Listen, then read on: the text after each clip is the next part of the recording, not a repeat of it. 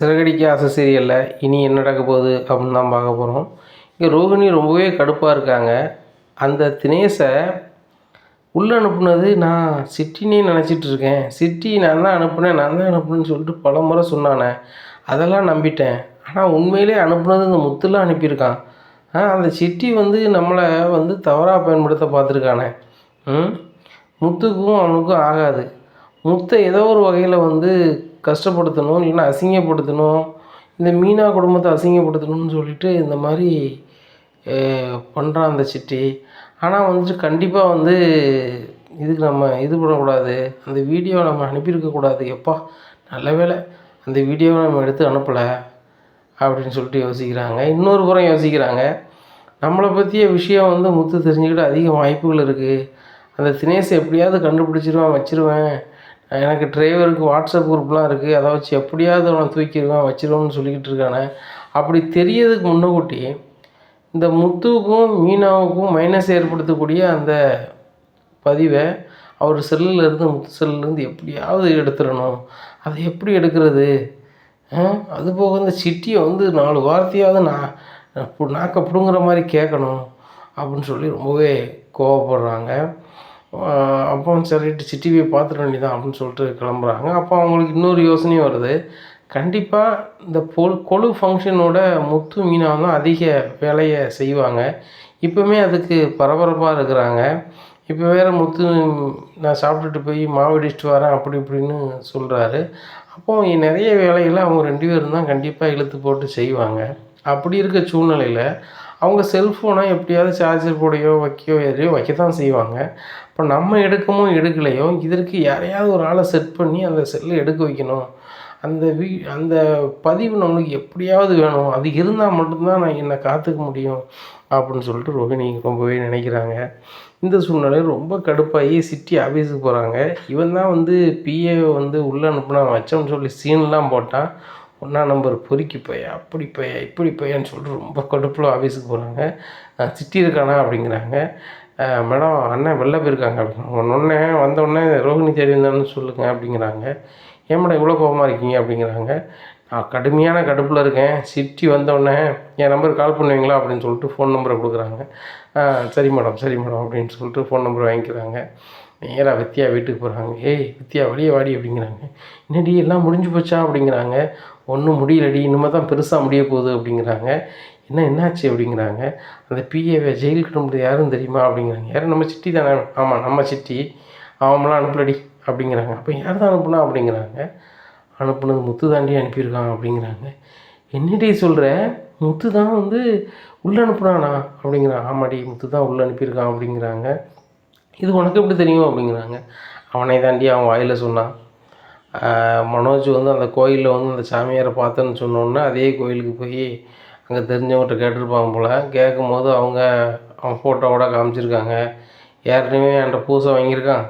நான் தான் இவனை சமீபத்துக்குலாம் 2 மாதத்துக்கு முன்னாடி அனுப்பி விட்டேன் உள்ளே.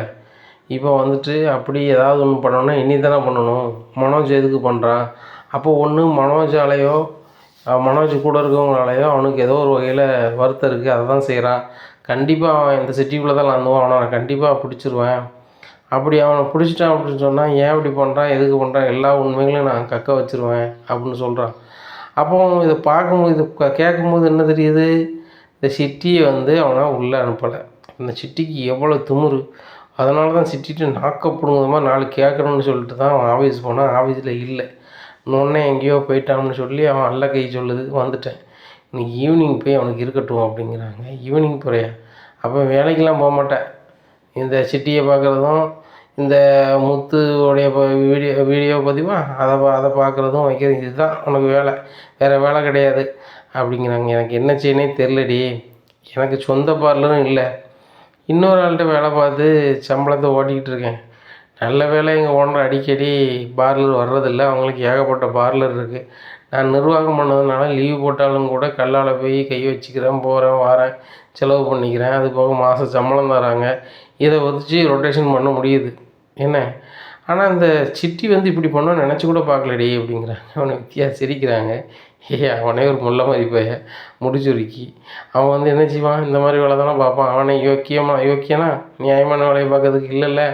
அவனை வச்சு நீ ஒரு ஆதாயத்துக்கு போன, அவன் உன்னையும் வச்சு ஒரு ஆதாயத்தை பார்த்துருக்கான். என்னையும் வச்சு ஆதாயமா அப்படிங்கிறான். ஆமாம், முத்துக்கும் அவனுக்கும் ஆகாது நீனே சொல்லியிருக்க. அப்படி இருக்கும்போது அந்த முத்து வீடியோ கூட அவன் தான் எடுத்து விட்டான். அப்படிங்கும்போது அவனுக்கு பிடிக்காது ஏதோ ஒரு வகையில். அவன் தொழில் பண்ண இடைஞ்ச பண்ண தான் வைக்காமனு சொல்லியிருக்கான். அப்படி இருக்கும்போது அவனை ஒன்றை வச்சு செய்யலான்னு பார்த்துருக்கான். அது முடியலை. நீ கண்டுபிடிச்சிட்ட அவ்வளோதான் அப்படிங்கிறாங்க. இப்போ என்னடி பண்ண போகிற? அவன் ஒரு ரவுடி பையன் விட்டுரு அப்படிங்கிறாங்க. இல்லை அவன் நான் சும்மா விட மாட்டேன். அவன் என்ன நினச்சான்? அதை செய் இதை செய்யுன்னு எனக்கு ஃபோன் பண்ணி சொல்கிறது, வைக்கிறது, பில்டப் பண்ணுறது அப்படிங்க. அவன்கிட்ட வேறு நீ பணம் வாங்கியிருக்கடி அப்படிங்கிறாங்க. பணம் தான் கரெக்டாக பணம் இது கொடுத்துட்ருக்கேனாங்க, வட்டி கொடுத்துட்ருக்கேனே, இதில் என்ன இருக்குது அப்படிங்கிறாங்க. ஓ அப்படி வரையோ அப்படிங்க. பிறகு நான் கரெக்டாக கொடுத்துட்ருக்கேன். இப்படி இருக்கும்போது அவன் இல்லாதையும் பொல்லாதையும் சொன்னான்னா நான் நம்பிக்கிட்டு அப்படி இருக்கணுமா அப்படிங்கிறாங்க. சரிடி வா, கிறிஸ் ஸ்கூலில் இன்றைக்கி பேரண்ட்ஸ் மீட்டிங் அதை மறந்துட்டியா அப்படிங்கிறாங்க. யார் சொன்னா அப்படிங்க. யார் சொன்னாவா? உங்கள் அம்மா தான் சொல்லிச்சு. பேரண்ட்ஸ் மீட்டிங்க்கு ஒரு நாளாக ஒரு ஸ்கூல்லையும் கலந்துக்கிட்டதில்ல, எப்படியாவது கூட்டுவாமான்னு சொன்னான் உங்கள் அம்மா அப்படிங்கிறாங்க.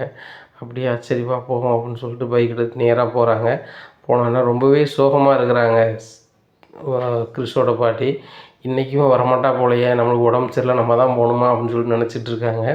அப்போ கிறிஸ் கேட்குறாங்க, பாட்டி ஒவ்வொரு ஸ்கூல்லேயும் நீங்கள் தான் வருவீங்க, சில நேரம் உடம்பு சரியில்லைன்னு சொல்லிடுவேங்க, ஆனால் அங்கே மிஸ்ஸு சொல்லுவாங்க உனக்கு யாருமே இல்லையா அப்படின்னு சொல்லுவாங்க, ரொம்ப கஷ்டமாக இருக்கும் பாட்டி அப்படின்னு சொல்லிக்கிட்டு இருக்காங்க சின்ன பையனுக்கு தன்மையாக. இந்த சூழ்நிலையில் ரோகிணி வந்துடுறாங்க. டே கிறிஷ் அப்படிங்க அம்மா அப்படின்னு சொல்லிட்டு ஓடி போய் கட்டி பிடிச்சி முத்தம் கொடுக்குறாங்க. அம்மா நீ வரமாட்டேன்னு நினச்சம்மா அப்படிங்கிறாங்க. டேய் உனக்கு நான் அதான்டா பேரண்ட்ஸு, நான் வராமல் எப்படிடா அப்படிங்கிறாங்க. பாட்டி கூட சொன்னாங்க, ஒவ்வொரு வாட்டியும் உங்கள் அம்மா வரேன்னு சொல்லுவாள், வரமாட்டா, இந்த வாட்டியும் வரமாட்டா போல், நான் தான் வரணும் போல் பேரண்ட்ஸ் மீட்டிங்க்கு அப்படின்னு சொல்லிக்கிட்டு இருந்தாங்க, ஆனால் நீ வந்துட்டம்மா, நீ என் அம்மா தானே அப்படிங்கிறாங்க. அவன் அம்மா தான் அப்படிங்கிறாங்க. அப்போ நீ ஸ்கூலுக்கு வருவ தானே அப்படிங்கிறாங்க. கண்டிப்பாக வருவேன்டா, வா போகலாம் அப்படிங்கிறாங்க. அம்மா நான் பேரண்ட்ஸ் மீட்டிங்க்கு கிறிஷை கூட்டி போய்ட்டு வந்துடுறேன் அப்படிங்கிறாங்க. ரொம்ப சந்தோஷமாக இருக்குடி, போயிட்டு வா. ஒரு பெத்த தாயா அவன் படிக்கிற பள்ளிக்கூடத்துக்கு போய் என்ன படிக்கிறான், ஏது படிக்கிறான், அவன் மார்க் என்ன, அடுத்தாப்புல நல்லா படிக்க வைக்கிறதுக்கு அவனுக்கு என்ன செய்யணும், அவனுக்கு தாயின்னு நான் இருக்கேன் அப்படின்னு அடையாளப்படுத்துறதுக்கு நீ போகும்போது, இதை பார்க்கும்போது, அந்த வார்த்தையை கேட்கும்போது மனதுக்கு ரொம்ப சந்தோஷமாக இருக்குது, மனநிறைவாக இருக்குது, நீ போயிட்டு வா அப்படிங்கிறாங்க. சரிம்மா நான் போயிட்டு வரேன் அப்படின்னு சொல்லிட்டு 3 பேரும் பைக் எடுத்துகிட்டு போகிறாங்க. பைக் எடுத்துகிட்டு போகும்போது மீனாவுக்கு கிராஸ் பண்ணி பார்க்குறாங்க. இது கிறிஷை பைக்கில் ஏறிட்டு போகிற மாதிரி இருக்க, யார் அப்படின்னு சொல்லிட்டு பார்க்குறாங்க. வித்யாவும் ரோகிணியும் போகிறாங்க. கிறிஸ் மாதிரியே தெரியுது அப்படின்னு சொல்லிட்டு இது பண்ணுறாங்க. அப்போ டவார்னு ஒரு வண்டி வந்துடுது. மீனாவால் கிராஸ் பண்ணி போக முடியல, இந்த வண்டி ஸ்பீடாக போயிடுது. சுற்றி பற்றி பார்க்குறாங்க, காணலை. கிறிஸ் மாதிரியே இருக்கு அப்படின்னு சொல்லிட்டு முத்துக்கு ஃபோன் அடிக்கிறாங்க. ஏங்க அப்படிங்கிறாங்க. என்ன அப்படிங்கிறாங்க. இந்த மாதிரி நான் பைக்கில் வந்துட்டு இருந்தேங்க. சரி வேறு எதுவும் பிரச்சனையா ஏங்க ஒரு பிரச்சனையும் இல்லை அப்படிங்கிறாங்க. இல்லை மீனா நீ பைக்கில் வந்தேங்கிற, என்ன பிரச்சனை எங்கே இருக்க சொல்லு அப்படிங்கிறாங்க. ஏங்க நான் இருக்கிறதெல்லாம் இருக்கட்டுங்க, நான் சொல்லுத முதல்ல கேளுங்க அப்படிங்கிறாங்க. சொல்லு மீனா அப்படிங்கிறாங்க. இந்த மாதிரி நான் பைக்கில் வந்துட்டு இருந்தேங்க, அப்புறம் 2 வீலரில் ரோகிணியும் வித்யாவும் போனாங்க அப்படிங்கிறாங்க. இதெல்லாம் சொல்லதுக்கு நீ ஃபோன் அடிப்பியாம்மா அப்படிங்கிறாங்க. இல்லைங்க அதுக்கு அடுத்தாப்புல கேளுங்க அப்படிங்கிறாங்க. சொல்லுடி. அதே பைக்கில் கிறிஷை முன்னாடி வச்சுட்டு கூப்பிட்டு போனோமா தெரிஞ்சுங்க அப்படிங்கிறாங்க. ஏன் மீனா நம்ம இருக்கிறது சென்னையில், கிறிஸ் இருக்குது குமரிபாளையத்தில் கிராமத்தில் இருக்கான். அவன் எப்படி இங்கே வருவான்? அதுவும் இந்த பார்லரம்மாவும் வித்யாவும் ஏறிட்டு போகிறாங்களா? பார்லரம்மா போனோம் தான் உனக்கு தெரியுமே. அந்த பையன் வந்தால் கூட பேருக்கு தான் பேசுவாங்க. அவங்க இவங்கள பைக்கில் கூப்பிட்டு போகிறாங்களா என்ன மீனா அப்படிங்கிறாங்க. ஆமாங்க நான் கூட நினச்சேன் அது வாய்ப்பு இல்லைன்னு சொல்லிட்டு, ஆனால் எனக்கு அவங்க மாதிரி தான் தெரிஞ்சிச்சு அப்படிங்கிறாங்க. மீனா பச்சை குழந்தைகள் ஒரே மாதிரி நிறைய உருவங்கள் தெரியும் நம்ம கண்ணுக்கு என்ன, அது அந்த பார்லரம்மாலாம் கூப்பிட்டு போகிற அளவுக்கு ஒரு இலகிய மனம்லாம் கிடையாது. வீட்டில் இருக்கும்போதே அது கடமைக்கு பேசின மாதிரி தான் பேசும் நம்மக்கிட்டே. அப்போ அந்த சின்ன பையன்கிட்ட எப்படி நடக்கணும் உனக்கு தெரிய வேண்டாமாப்பா. சரி நீ வேலை முடிஞ்சிட்டா எப்படி அப்படிங்கிறாங்க. எங்கே இன்னும் வியாபாரம் இருக்குங்க அப்படிங்கிறாங்க. சரி இன்றைக்கி அந்த மாவு இடிக்க தந்தல அதை கொடுத்துருக்கேன், ஒரு 4 மணிக்கு வர சொல்லியிருக்காங்க, கொண்டு வந்தால் சரியாக இருக்குமா அப்படிங்கிறாங்க.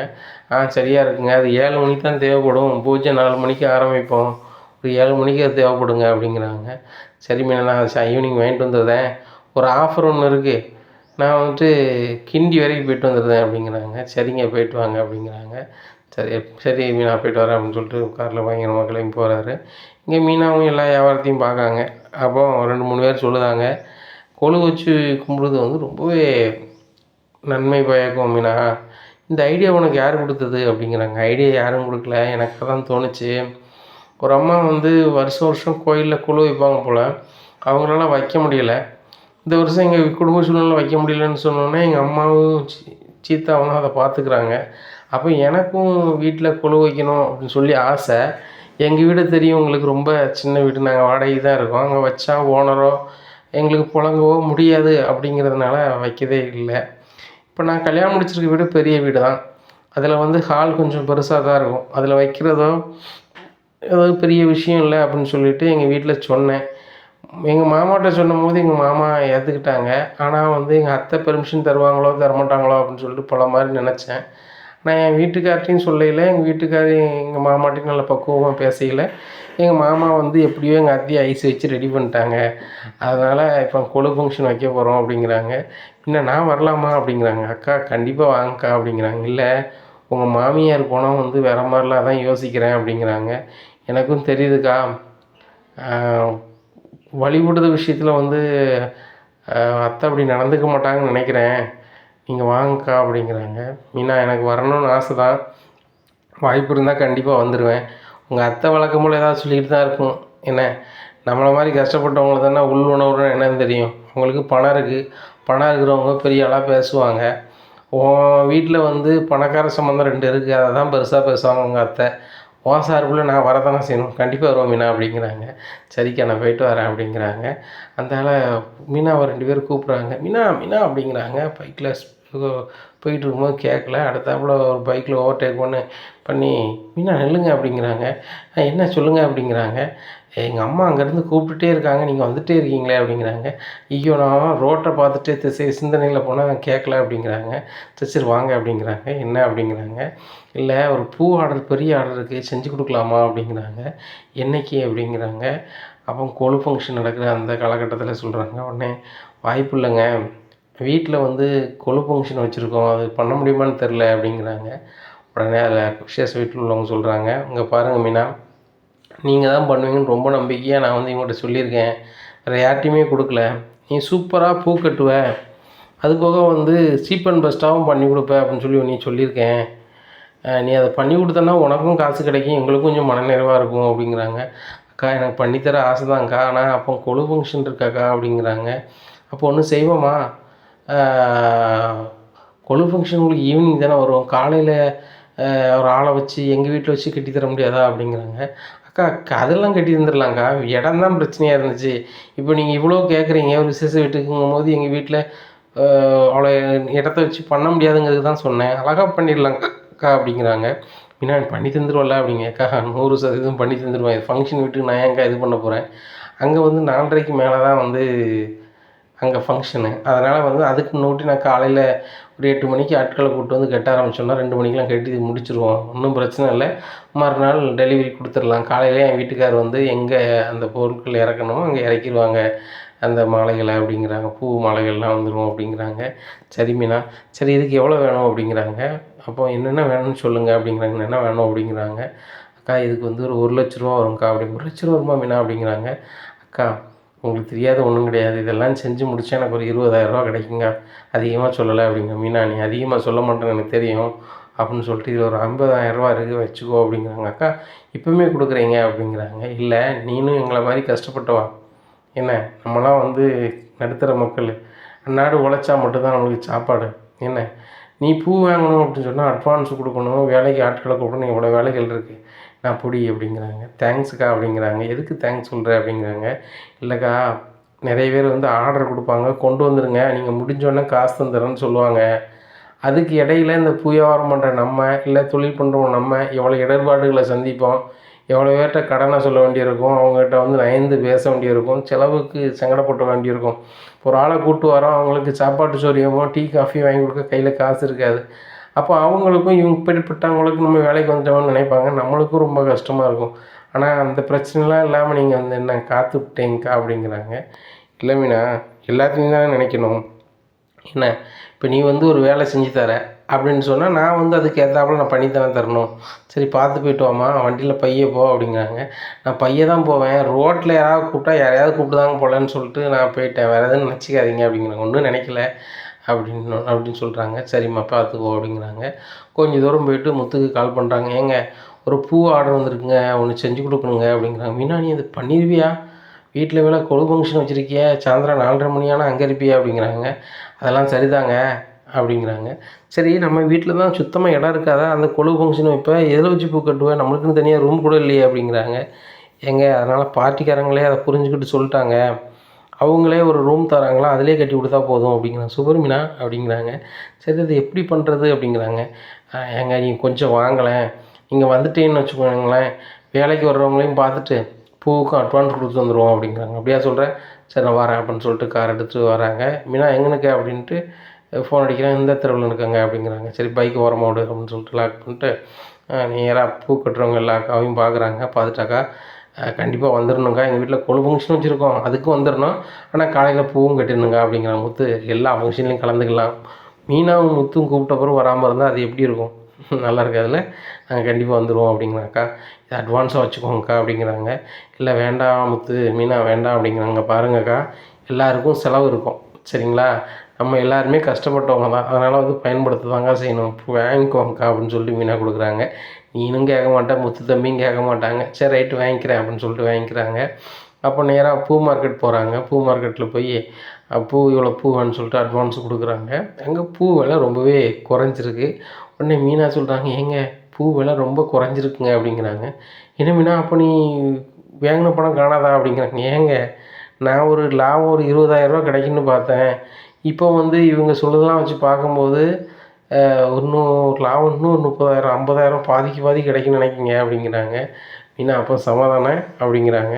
ஆமாங்க கஷ்டப்பட்டு நம்ம செஞ்சோன்னா எப்படியும் கூலி கிளி போக நமக்கு ஒரு 40,000மாவது கையில் கிடைக்குங்க அப்படிங்கிறாங்க. சூப்பர் மீனா, அந்த மாதிரி ஆர்டர் வந்தால் தான் நம்மளுக்கு காசு என்ன அப்படிங்கிறாங்க. ஆமாங்க, 1 முழம் 2 முழம்னு விற்றா நம்மளுக்கு கம்மியாக தானே காசு லாபம் கிடைக்கும், ஆனால் இந்த மாதிரினா கொஞ்சம் கூடுதலாக கிடைக்கும் அப்படிங்கிறாங்க. சரி மீனா வா பைக் எடுப்போம் அப்படிங்கிறாங்க. மீனா நீனும் கார் ஓட்ட பழகிரு மீனா, நீ கார் ஓட்டுன்னு வச்சுக்கோயேன், நானும் ரெஸ்ட் எடுத்துப்போம்ல அப்படிங்கிறாங்க. ஏங்க நான் கார் ஓட்டி எங்கேங்க போகிறேன் அப்படிங்க. இல்லை மீனா நம்ம 2 பேரும் வெளியே எங்கேயாவது போனால் நீ கார் ஓட்டலாம், நானும் ஓட்டலாம், மாற்றி மாற்றி ஓட்டலாம்ல அப்படிங்கிறாங்க. ஏங்க அதுக்கு லைசன்ஸ் வேண்டாமா அப்படிங்கிறாங்க. கண்டிப்பாக லைசன்ஸ் வேணும், முறையாக உரிமை வாங்கி ஓட்டுவோம் அப்படிங்கிறாங்க. சரிங்க அதை முதல்ல பார்க்கலாம், நான் பைக்கு முதல்ல ஒழுங்காக தெளிவாக ஓட்டுறேன் அப்படிங்கிறாங்க. சரி மீனா நான் வீட்டுக்கு அப்படி பின்னாடியே வரேன், நீ முன்னாடி பைக் ஓட்டுப்போ அப்படிங்கிறாங்க. சரிங்க அப்படின்னு சொல்லிட்டு ரொமான்ஸ் பண்ணிட்டே போகிறாங்க. அப்போ இதை வித்தியா பார்க்குறாங்க. பார்த்துட்டு ரோகிணிக்கு ஃபோன் அடிக்காங்க. ஏய் ஸ்கூல் வாசலில் இருந்தேன்டி, அப்போ வந்து முத்து மீனாவும் பயங்கரமாக ரொமான்ஸ் பண்ணிட்டே போயிட்டுருக்காங்க அப்படிங்கிறாங்க. உனக்கு வேறு வேலையே இல்லையாடி, அவங்கள பற்றியே தான் பேசிக்கிட்டு இருப்பியா அப்படிங்கிறாங்க. அவங்கள பற்றியே பேசிக்கிட்டு இருப்பியா, முத்து அந்த காரில் போகிறான், முன்னாடி வியாபாரத்தை பார்த்துட்டு மீனா போகிறாங்க, 2 பேருமே ஹார்ன் அடிச்சுக்கிட்டே சிரிச்சுக்கிட்டே போகிறாங்க, அதை பார்த்து தான் சொல்கிறேன் அப்படிங்கிறாங்க. அவங்க இங்கெல்லாம் மாடி வியாபாரம் பார்க்குறாங்க அப்படிங்கிறாங்க. எனக்கு என்ன தெரியும், அவங்க போகிறாங்க அப்படிங்கிறாங்க. என்னடி சொல்கிற இவ்வளோ தூரம் கொண்டு எங்கள் அம்மாவை வச்சுருக்கேன், இந்த ஸ்கூலில் சேர்த்துருக்கேன், அப்போ இந்த தெருவில் தான் அவங்கள ஆந்துறாங்களா அப்படிங்கிறாங்க. உடனே நான் ஒன்று உள்ளே வரமா அப்படின்னு சொல்லிட்டு நேராக ஸ்கூலுக்குள்ளே போகிறாங்க. நீ என்னடி சொல்கிற, உண்மையை தான் சொல்கிறேன், இல்லை நீ வேண்டாத சொல்கிற, முத்து மீனாங்க வர வாய்ப்பே இல்லை அப்படிங்கிறாங்க. ஆமாம் ஆமாம் நான் பொய் தான் சொல்கிறேன், பொய் தான் சொன்னேன் அப்படிங்கிறாங்க. இங்கே பாரு ஃபோட்டோ அப்படிங்கிறாங்க. எப்படி ஃபோட்டோ எடுத்த அப்படிங்கிறாங்க. போனாங்க, அவங்க ஒற்றுமையை பார்த்து எனக்கே அழகாக இருந்துச்சு, ஒரு ஃபோட்டோ எடுத்தேன், அது போக நான் சொன்னானே நம்ப மாட்டேன்னு எனக்கு தெரியும், அதாண்டி ஃபோட்டோ எடுத்தேன் அப்படிங்கிறாங்க. சரி ரைட்டு உட்காரு அப்படிங்கிறாங்க. உடனே பேரண்ட்ஸ் மீட்டிங்கில் எல்லாரையும் கூப்பிட்றாங்க. அவங்கவுங்க பெற்றோர் எல்லோரும் வந்திருக்கீங்களா, அப்பா அம்மா வந்திருக்கீங்களா அப்படின்னு கேட்குறாங்க மைக்கில். உடனே வந்திருக்கோம் அப்படின்னு சொல்லி எல்லாம் சவுண்டு கொடுக்குறாங்க. இங்கே ரோகிணிக்கு ரொம்ப ஒரு மாதிரி இருக்குது, நம்ம மனோஜும் வந்திருந்தா ரொம்ப நல்லா இருந்திருக்கும்ல அப்படின்னு சொல்லிட்டு நினைக்காங்க. என்ன ரோகிணி ஒரு மாதிரி ஆகிற அப்படிங்கிறாங்க. இல்லை கிறிஷுக்கு வந்து அம்மா நான் வந்துட்டேன் அப்பான்னு சொல்லி மனோஜ் வந்தால் ரொம்ப சந்தோஷமாக இருக்கும்ல அப்படிங்கிறாங்க. அதுக்கு அவர் வரணுமே அப்படிங்கிறாங்க. கண்டிப்பாக மனோஜ் வருவான், என் மேலே அவ்வளோ பாசம் வச்சுருக்கான் அப்படிங்கிறாங்க. உன்னை பற்றிய உண்மை தெரிஞ்சால் மனோஜ் வருவானா இல்லை உன் கூட சேர்ந்து வாழ்வானா அப்படிங்கிறதே மிகப்பெரிய சந்தேகம். ஆனால் உனக்கு திடமான நம்பிக்கை, மனோஜ் வந்து இந்த ஸ்கூல் ஃபங்க்ஷனுக்கு அதுவும் பெற்றோராக வந்து உட்காந்துருப்பாங்கன்ட்டு அப்படிங்கிறாங்க. ஏன்டி மனோஜ் வரமாட்டாங்கிறியா அப்படிங்கிறாங்க. கண்டிப்பாக வருவான் அப்படின்ட்டு இருக்காங்க. உடனே கிறிஸ் கேட்குறாங்க, அம்மா மனோஜ்னா யாரும்மா அப்படிங்கிறாங்க. உடனே ரோகிணியால் ஒரு பதிலும் சொல்ல முடியாமல் திருதுன்னு முழிக்காங்க. மனோஜ்னா மனோஜ்னா அப்படிங்கிறாங்க. யாரும்மா அப்படின்னு மறுபடியும் கேட்குறாங்க. உடனே வித்யா சொல்லுவாங்க, அது உங்கள் அப்பாடா. அப்பாவா? அப்பா தான் இல்லைன்னு சொன்னாங்களே பாட்டி அப்படிங்கிறாங்க. உடனே ரோகிணிக்கு ஒன்றுமே ஓடலை. உடனே வித்யா சொல்கிறாங்க, யாரா சொன்னாப்பா இல்லைன்னு சொல்லிட்டு அப்படிங்கிறாங்க. பாட்டி தான் சொன்னாங்க, அப்பா இல்லை உனக்கு, அம்மா தான் இருக்குன்னு சொன்னாங்க அப்படிங்கிறாங்க. இல்லைடா உனக்கு அப்பாவும் இப்போ உருவாகிட்டாரா, உங்கள் அப்பா இருக்காரா அப்படிங்கிறாங்க. உடனே வித்யா நீ சும்மா இரு அப்படிங்கிறாங்க. கிரிஷ் அதை பற்றிலாம் இப்போ பேச வேண்டாம், இப்போ நான் அம்மா இருக்கோம்ல, உனக்கு அம்மாவும் தான் காணாதா அப்படிங்கிறாங்க. போதுமா, எனக்கு அம்மாவே இல்லாமல் இருந்தேன், இப்போ நீங்கள் வந்தோன்னே எனக்கு ரொம்ப சந்தோஷமாக இருக்குது அப்படிங்கிறாங்க. சரி கவலைப்படாத வித்யா, வாயை மூடிட்டு சும்மா இருடி அப்படிங்கிறாங்க. சரி அப்படிங்கிறாங்க. இங்கே ரோகிணிக்கு ரொம்பவே கவலையாக இருக்குது. கிரிஷை மனோஜ் பார்த்துப்பானா, இல்லை என்னை பற்றி உண்மை தெரிஞ்சோன்னு நீ வேணான்னு சொல்லிடுவானா, அவனுக்காக தான் இவ்வளோ பொய்யும் சொல்லிவிட்டு இங்கே நான் இருக்கேன், இது கூட அவனுக்கு புரியுமா புரியாதா அப்படின்னு சொல்லிட்டு ரொம்பவே நினச்சிட்ருக்காங்க. அங்கே பேரண்ட்ஸ் மீட்டிங் முடிஞ்சோடனே ரோகிணி சொல்கிறாங்க, வித்யா இந்த மாஸ்க்கை தூக்கி போடு முகத்தில் அப்படிங்கிறாங்க. எதுக்கிட்டே அப்படிங்கிறாங்க. இல்லை அந்த முத்து மீன் வேறங்க தெருவில் லாந்துறாங்கன்னு சொல்லுதே, அதனால் சரி வராது, 3 பேர் மாஸ்க்கை போட்டு விடுவோம் அப்படிங்கிறாங்க. சரி போட்டுப்போம் அப்படின்னு சொல்லிட்டு நேராக வீட்டில் கொண்டு விடுதாங்க. என்னடா கிறிஸ் ரொம்ப சந்தோஷமாக இருந்துச்சா அப்படிங்கிறாங்க. அம்மா பாட்டி ரொம்ப சந்தோஷமாக இருந்துச்சு, எங்கள் அம்மா பேரண்ட்ஸ் மீட்டிங் முறையாக வந்திருந்தாங்களா, ரொம்ப சந்தோஷமாக இருக்குது அப்படிங்கிறாங்க. சரிம்மா நான் போயிட்டு வரேன் அப்படிங்கிறாங்க. என்னடி காலைல வெண்ணி ஊற்றுன மாதிரி கிளம்புறேன் அப்படிங்கிறாங்க. ஏம்மா இவ்வளோ நேரம் பேரண்ட்ஸ் மீட்டிங்கில் இருந்துட்டேன், எனக்கு கொஞ்சம் வேலை இருக்குமா, நான் கிளம்புறேன் அப்படிங்கிறாங்க. சரி பார்த்துப்போ அப்படிங்கிறாங்க. என்னடி இவ்வளோ அவசரமாக போகிறோம், எங்கே போகிறோம் அப்படிங்கிறாங்க. எங்கே போகிறோமா, அந்த சிட்டி ஆஃபீஸ் போகிறோம் அப்படிங்கிறாங்க. சிட்டி ஆஃபீஸில் போய் என்ன செய்ய போகிறேன், அங்கே வேலை பார்க்க போறியா, என் பார்லர்லேருந்து வேலையை நின்றுட்டியா அப்படிங்கிறாங்க. என்ன நக்கலா, அவன் அந்த தினேஷை உள்ளே அனுப்பின வச்சுன்னு சொல்லிட்டு சீன் போட்டுட்ருக்கான், அவன் சீன் நிப்பாட்டணும்ல அப்படிங்கோ. அப்படி அப்படிங்கிறாங்க. ஏதாவது சிட்டி ஆஃபீஸ் போகிறேன், என்ன சிட்டி அப்படிங்கிறாங்க. என்ன ரோகிணி என்னை பார்க்க வந்ததுமே என்ன அப்படிங்கிறாங்க. ஆமாம் அவன் ஃப்ராடுத்தனத்தை வெட்ட வெளிச்சமாக காட்டணும்ல அப்படிங்கிற. என்னது ஒரு மாதிரி பேசுத, மரியாதை குறையுது அப்படிங்கிறாங்க. உனக்கெல்லாம் என்னடா மரியாதை, நீ ஒன்றரை வட்டி வாங்கியிருக்கேன், அதுக்கு நான் பணம் தந்துட்டுருக்கேன், ஆனால் நான் அது தவிர வேறு ஒன்றும் இல்லை. நீ தினேஷை நீ உள்ளே அனுப்புன அப்படி இப்படின்னு சீனை போடுற, உள்ளே நீ அனுப்புன அப்படிங்கிறாங்க. இதை கேட்ட சிட்டி திருதுன்னு முழிக்க. என்ன திருதுன்னு முழிக்க, யார் அனுப்புனா என்ன அனுப்புனாங்க, யார் என்ன நினைச்சிட்டு எனக்கு எல்லாமே தெரியும், அவளை ஒன்று அனுப்புனது முத்து, நீ என்ன நீ பண்ண மாதிரி சீனை போடுற, அதுக்கு நீ வேறு எனக்கு அதை செய் இதை செய்யணும் வேலை வாங்க வேணேன், நீங்களாம் ஒரு ஆள் அப்படிங்கிறாங்க. என்னடி ஒரு மாதிரி பேசுகிற அப்படிங்க. அப்படி தான் பேசுவேன் அப்படிங்கிறாங்க.